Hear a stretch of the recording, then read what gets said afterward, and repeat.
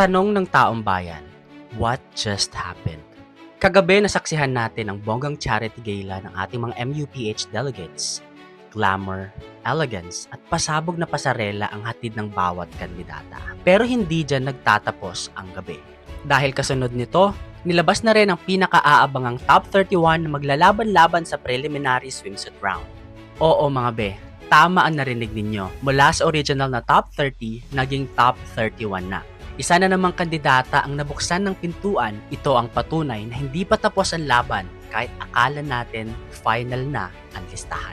Pero mga be, hindi rin natin maitatanggi marami ang nagulat sa resulta.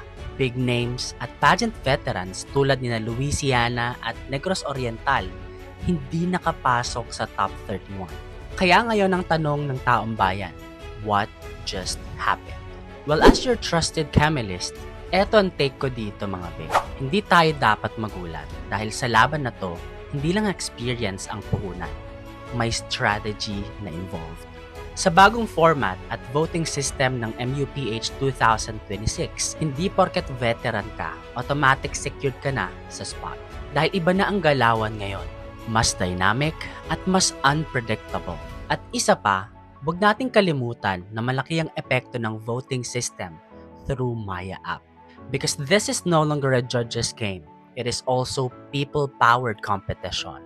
And as you know, Maya is the official voting partner of Miss Universe Philippines 2026. Dito, you can cast your vote, make your voice count, and be part of the crown journey. Now, how to vote via Maya? Itap ang MUPH inside your Maya app, piliin ang kandidatang gusto mong suportahan.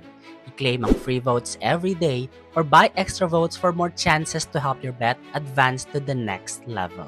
You can also join the live scoring during coronation night using a premium pass, which is available through Maya app.